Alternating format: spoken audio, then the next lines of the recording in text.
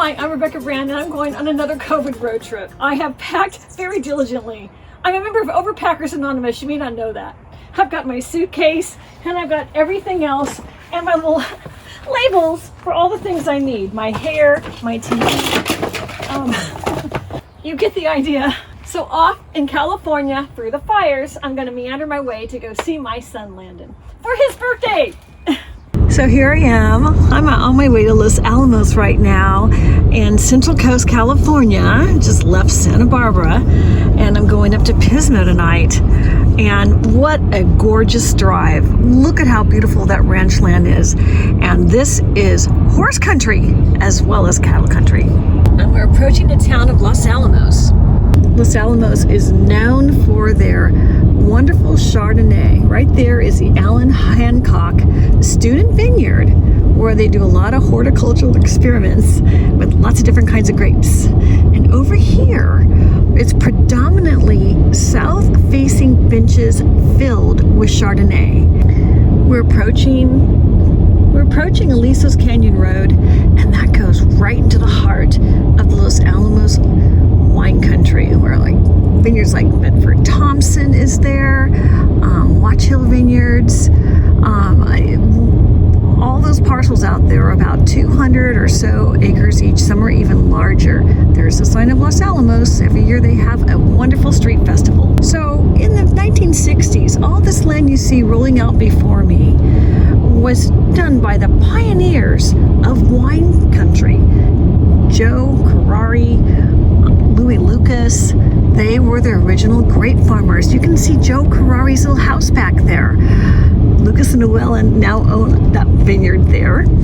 Louis Lucas is a farmer. Llewellyn is the attorney. Now over here to the left, you can see that fence line, and that's Kendall Jackson Grapes. They had purchased this property, or part of this property, back in 1996, and had to do an environmental study, and there was a red frog or something on it, so they weren't allowed to plant. Apparently they reversed that, and now they can plant some of those hills to Chardonnay. Historically, there were flower fields here too, but grapes took over. That's the industry. And in the back, we can see Sutter Homes property. They own a lot of Chardonnay grapes back there. They're well known for their white Zinfandel. The town has a population just over 500 people. It's got a great senior center. A lot of seniors retire here. Twin Oaks Restaurant was the place, and it's been closed now for a long time. I don't know why. It was a great diner.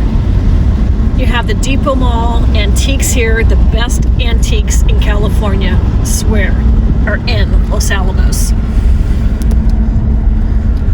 There you have the post office. This is where everybody gathers to say hello. Super quaint, very retro, Los Alamos Market. That's where you get all the stuff you want for your groceries every day. Really cool buildings. That's now a lighting company. That used to be a Depot Mall. Another antique store. That's great. And at the very end of town was a restaurant called Charlie's. This was Charlie's barbecue place. And at the end of the town is Charlie's. A great barbecue place. Totally cowboy. This is a very authentic hamburger chuck wagon place with great red beans and wonderful salsa done in the style of the Old West. And I want to drive back through Los Alamos. There's another market, competing market. And this was a hotel. It still is, a Victoria Mansion, the station, which is an old gas station, and the Union Hotel. I think a bunch of movie stars own that. Like Kurt Russell and Goldie Hawn own the Union Hotel, and Emilio Estevez. I mean, all these names. And Kiefer Sutherland has a ranch out here. A lot of famous people, you know, make their way to Little Los Alamos.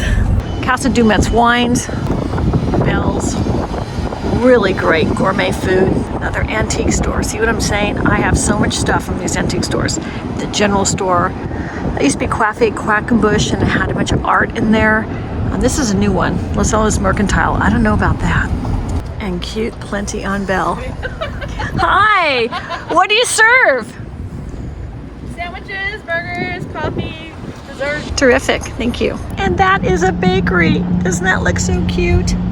Los Alamos has really come up with wonderful, neat places. It's always been a great town. It's just getting better. And on top of that hill is the Skyview Hotel Motel. And that's been here since forever.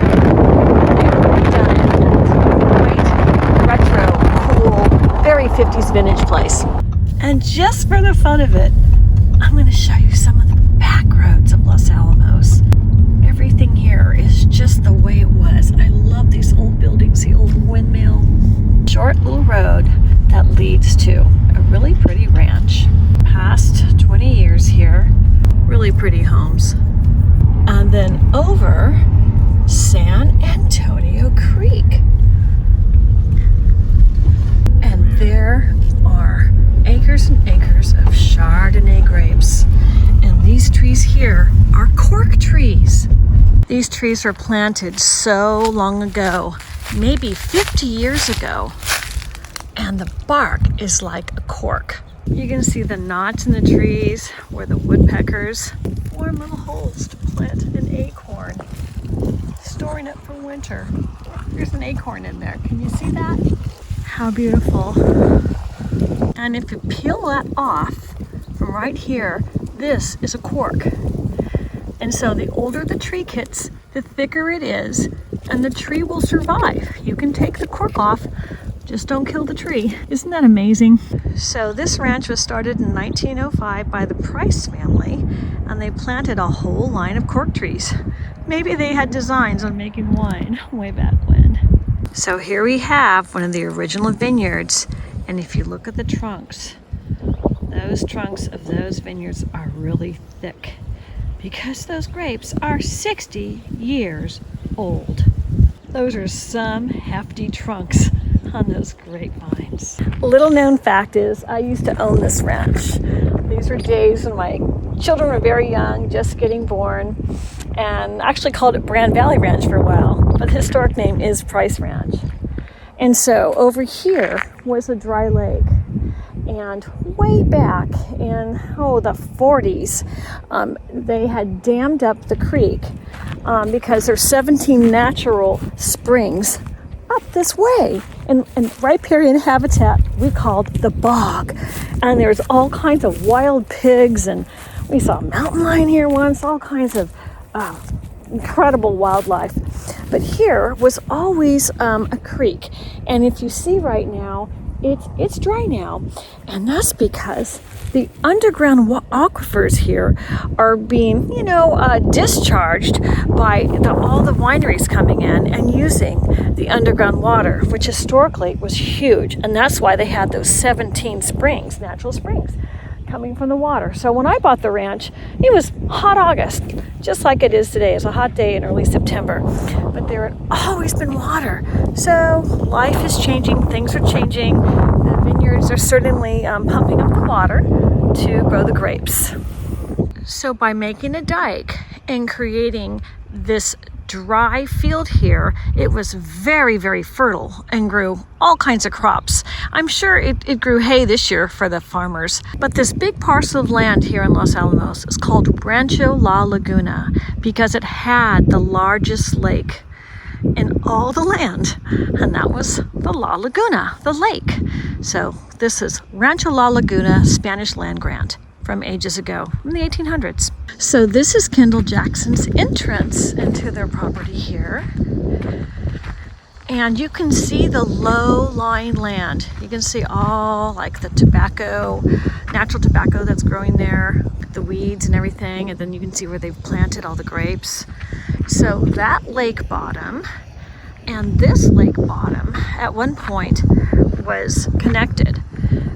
And so, unfortunately, the time they purchased the property, we just had El Nino, and it got so wet that all these salamanders and frogs and all these things apparently jumped and lived at the bottom of that lake, which, prohibited them from creating vineyards.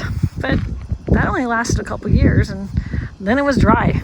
And then all those froggies had to go somewhere else because they're no longer there. And let me talk about the fencing. What you see here is high fencing. This is called deer fencing because deers will jump over anything that's not this high. And they don't want the deers to go in and nibble all those grapes.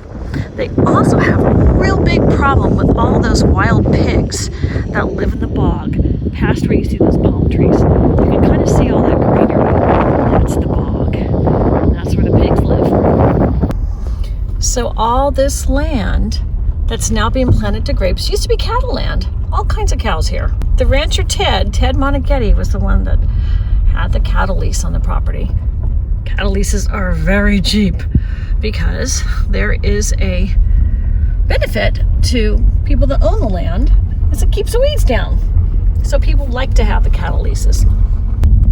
And here we have the Victorian, built in 1891 by one of the town founders, Dr. Shaw, who was a medical doctor. And he was the first one to buy this property. And across this bridge, you see the 1891 Victorian and the beautiful porches out in the front. And then next to it, can you see that? There is an adobe. The adobe was built in 1857. And the reason the Victorian house was built right next to the adobe is you wanted a kitchen. The adobe had the kitchen, so by the time you were building your house, you could be using the kitchen to cook your food. Then, of course, Victorian had the kitchen. But in that adobe, they also used to house all the workers for the ranch. So when it was time to pick the crops in that big lake we just saw, they would sleep them up there. It's a 2-story old adobe. And this old bridge always be over water, but dry now. And when I used to live on the ranch, I had painted the Victorian and the adobe. Here's a picture of it here in this video. It made the cover of a magazine. And from this perspective is where I took the picture ages ago, where I painted that.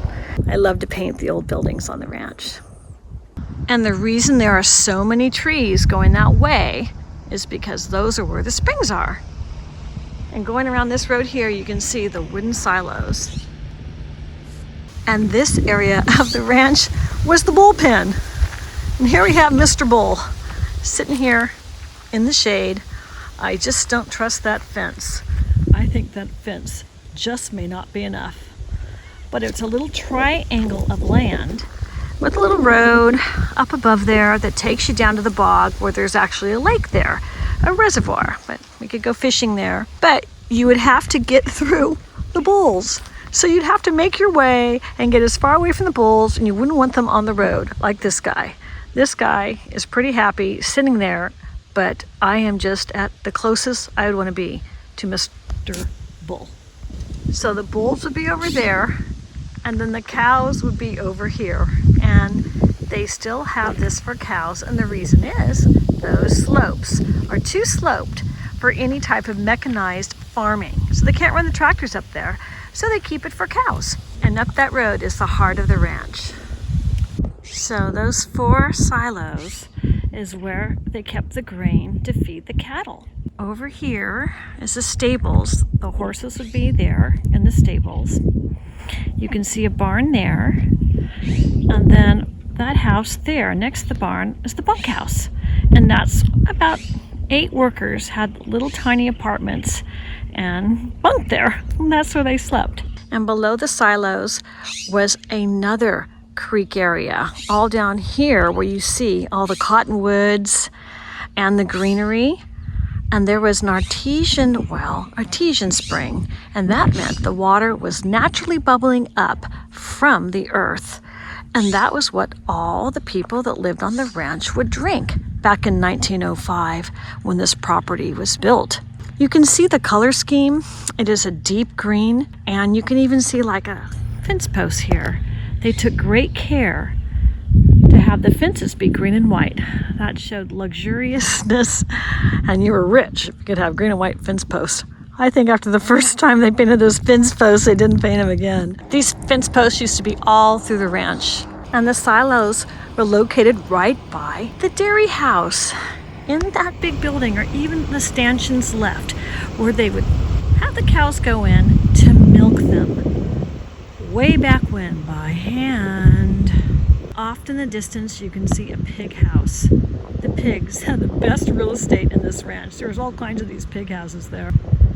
And that's where they would keep the pigs, the hogs, for eating. And here you have the parlor to the milking barn, and that's where they would keep the milk cold. So you can see it's got a lot of concrete there. They wanted it cold to keep that milk for summer days too. And then here is the barn. And if you go into the barn, you can see the stanchions just like the way they were. Every one of those metal things, which would they would put a head of cow. The cow's little head would go in there, and they would put the cow on the concrete, and the cow would be milked. Now it's a storage unit. And here are the beautiful silos. And by the way, this tree is a black walnut tree. It's got beautiful wood. I think it might even be an endangered wood. It's a really old tree. You could tell it's grown right into the side of the milking barn. And inside of the silos, there's water. Way back when they put water here, so some standing water. But that's all kiln dried redwood, and that's why it's still standing. No termites will eat this because it's redwood trees and it's kiln dried. How fun it was to go down memory lane at Price Ranch. It's such a beautiful place. It's so nice that the current owner is taking such good care of it, and those green silos were just amazing. California has the most amazing places to stop, to smell the roses, or look at the cows. And one of the other things about stopping and seeing things along the road is things like this, the curiosities of life. Look at all the sap on this tree. And if I had not jumped out of the car to take my final picture of Price Ranch Road where I used to live, I never would have saw this tree trunk with all the sap, nor all these grapes getting ready for harvest in this beautiful vineyard next to my old ranch. Well, I'm going to sign off. I hope you're doing something really good for your soul right now, or maybe planning your next road trip. I'm Rebecca Brand, talking to you from Los Alamos, California. And have a great day. Make a comment, subscribe to my channel, and let me know what you're thinking about, maybe how it's going in your neck of the woods, or where you want to go to next. I'm Rebecca Brand. Thanks for watching. Subscribe to my channel, ring the bell to get notified of my next video, and let me know what you're thinking in your comments. Where might you go next? Are you planning a road trip? Signing off from beautiful Los Alamos, California.